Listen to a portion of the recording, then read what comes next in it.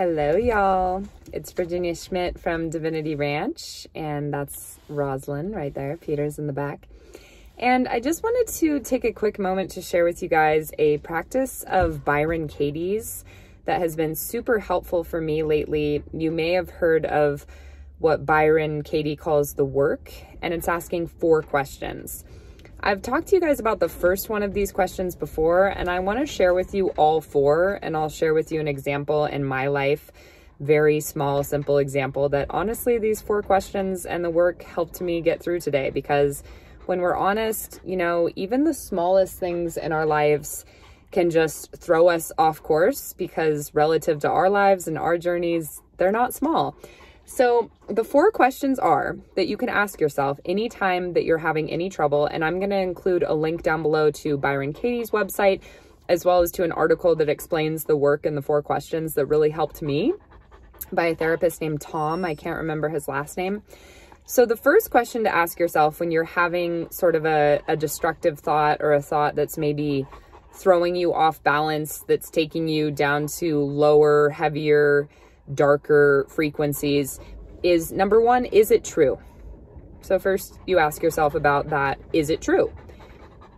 You might be able already there to be like, well, I don't know. So number 2, is it absolutely true? Is the second question. Number 3, number 3, how do I feel when I entertain this thought? How do I feel when I think this thought? How do I feel when I believe this thought is true? And number 4, who would I be without this thought? Okay, so the 4 questions again are: number 1, is it true? Number 2, is it absolutely true? Number 3, how do I feel when I believe this thought is true? Checking in. Number 4, who would I be if I let go of this thought, if I didn't have this thought?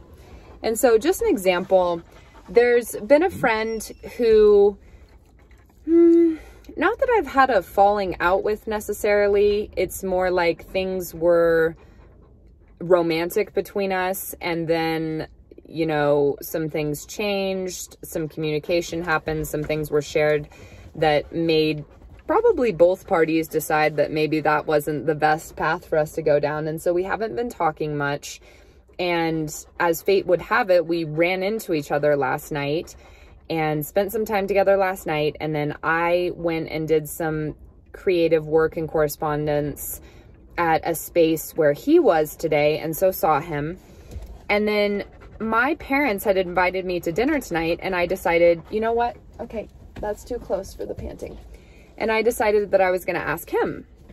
But I just asked, do you have, you know, did you have plans for dinner tonight? And he replied, of course, like, you know, an hour later, I didn't see, I was on a walk, that he does in fact have plans for dinner. Thanks for the invite, smiley face. Like, super nice text, right? It's just that it puts you in that vulnerable place of where you feel like you've put yourself out there.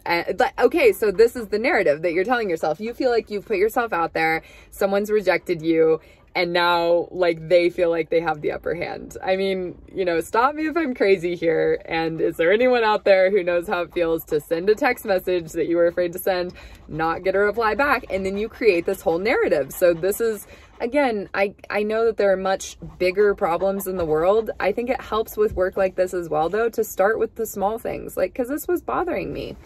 So what this looked like with this is, so I'm thinking, well, now he feels like, you know, I don't know, like that I like him again in a romantic way, which isn't really true.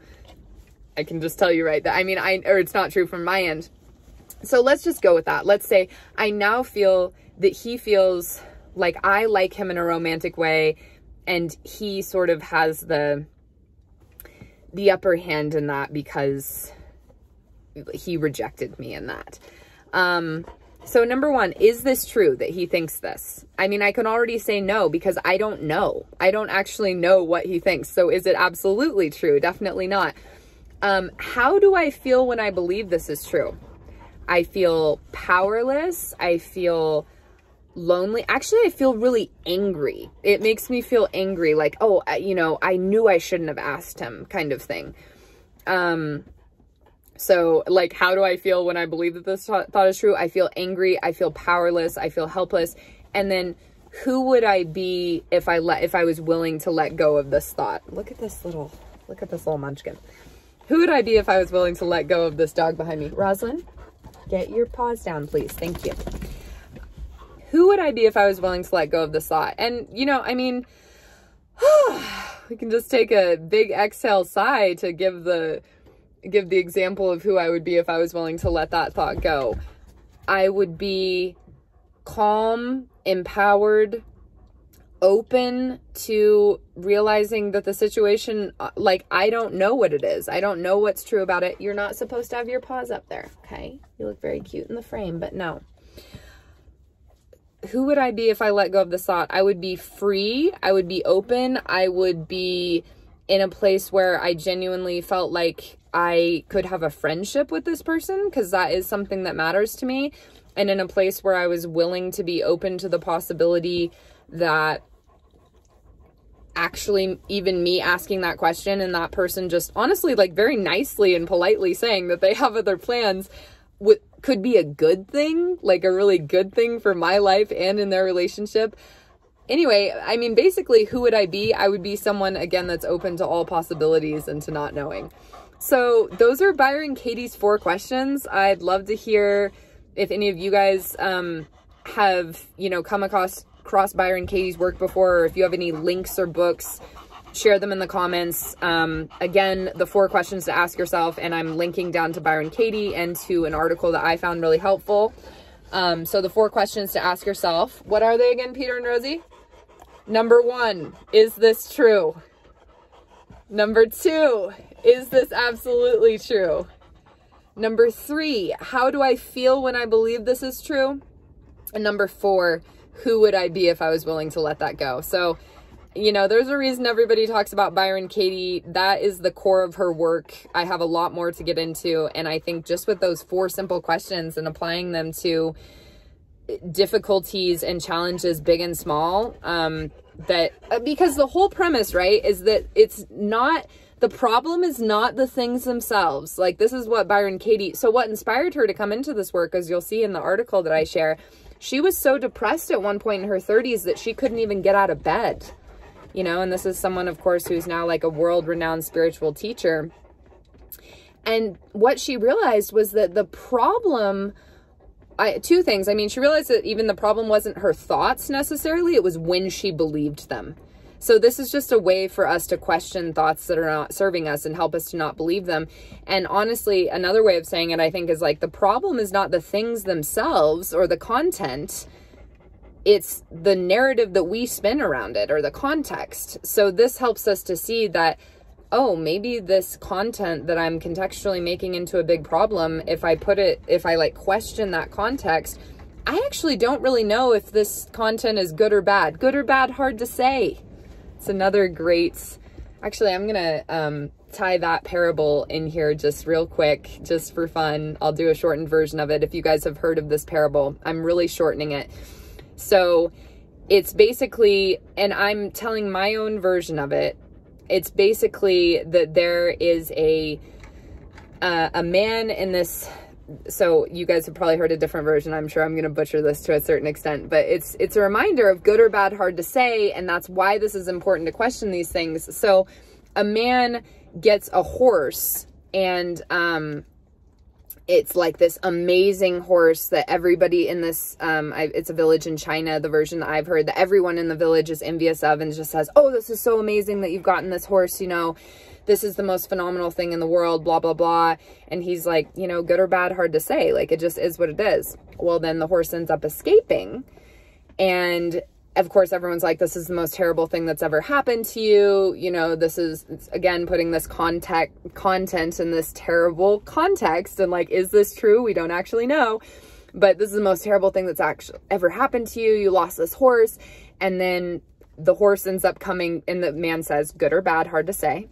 And then the horse ends up coming back with another horse that he brings back. Like, say it's a stallion, and he comes back with like a beautiful mare. So now the man has 2 amazing horses. So everyone's like, this is so amazing. Like, we can't believe it. This is, you know, the best luck ever. The man's like, good or bad, hard to say.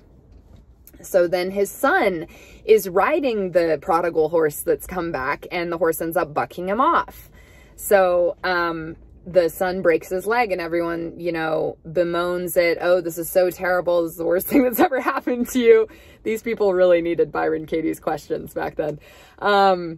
And the old man again says, good or bad, hard to say. And so, of course, then there is a war that breaks out, and everyone's coming to come recruit, or the army, the government is coming to come recruit the son to go fight. And because the son has the broken leg, he doesn't have to go fight.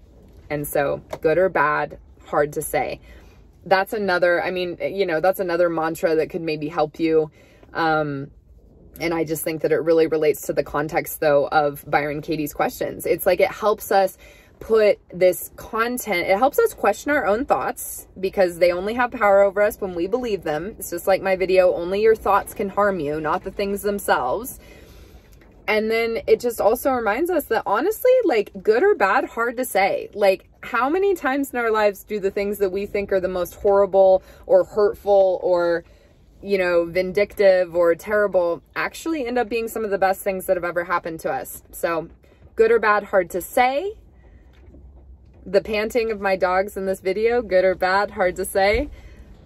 I feel like it's really annoying. Is this true? Probably. Is it absolutely true? No. Maybe some people like to listen to dog panting. All right. I love you guys very much. I can't wait to hear your thoughts on this. I hope that Byron Katie's questions help you as much as they have practically helped me in the past couple days. And I was really excited to get to share them with my friend Carol today as well. And just sitting here, again, being sad about getting that text message, I was able to use the 4 questions, and it uplifted me so much that it made me want to record this video and share it with you guys. So I love you. And Rosalind says goodbye. Rosalind May, do you want to look at the camera? Good girl. Show dog. Tell you guys what. All right. Where's Peter? Mito, do you want? Oh, hang on. Let's see. Sorry about that, guys. That was my water bottle. There's Peter. All right. We love you. Talk to you later.